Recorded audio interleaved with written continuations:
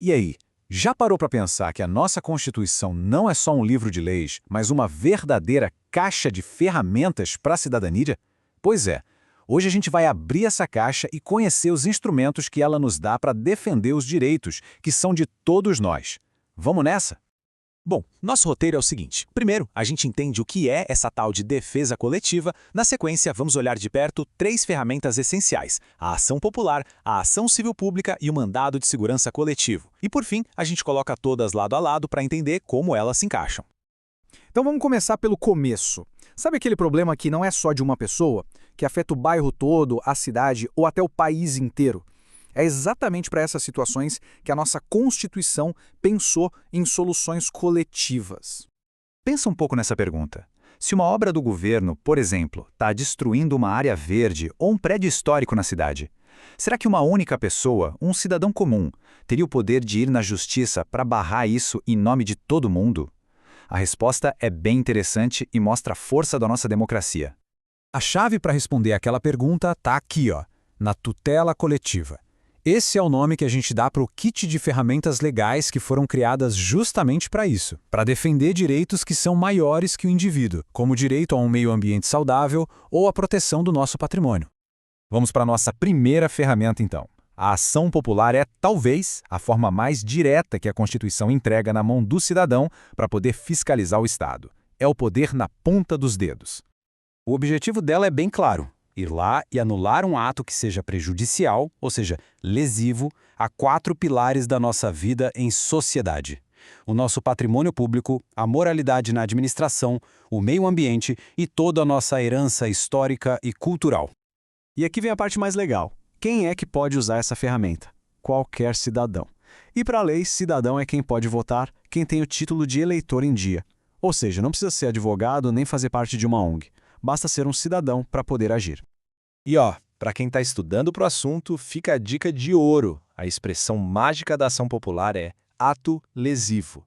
O ponto central é sempre conseguir mostrar que existe um prejuízo de verdade a um bem que pertence a todo mundo. Agora vamos para a segunda ferramenta. Se a ação popular é o canivete suíço do cidadão, a ação civil pública, essa é a artilharia pesada, usada por grandes instituições para uma proteção bem mais ampla dos nossos direitos. A finalidade dela é defender o que a lei chama de interesses difusos e coletivos. Parece complicado, né? Mas é simples. Pensa assim: um interesse coletivo pertence a um grupo definido, que dá para saber quem é, tipo os moradores de um condomínio. Já o difuso é ainda mais amplo. A gente nem consegue apontar todas as pessoas afetadas, como o direito de todos nós a um ar mais limpo. E olha só como a lista de quem pode iniciar essa ação é bem diferente. O grande protagonista aqui é o Ministério Público, que é o defensor oficial da sociedade. Mas a Defensoria Pública, os governos, autarquias, empresas públicas e até associações civis também podem usar essa ferramenta poderosa. E isso não é só teoria, não. Acontece muito na prática. As súmulas dos nossos tribunais, por exemplo, confirmam que o Ministério Público pode entrar com uma ação civil pública tanto para defender o patrimônio público quanto para brigar contra um reajuste ilegal de mensalidade escolar, protegendo o direito à educação. Chegamos à nossa terceira e última ferramenta de hoje, o mandado de segurança coletivo. Essa aqui é mais específica, sabe? Foi desenhada para ser a voz de grupos organizados contra atos ilegais do poder público. A missão dele é proteger o tal do direito líquido e certo. Pensa nisso como um direito que é claro como o dia, uma coisa tão óbvia que não precisa de um caminhão de provas para ser vista. Ele é usado contra um ato ilegal de uma autoridade, quando outros remédios, tipo o habeas corpus, não se encaixam na situação.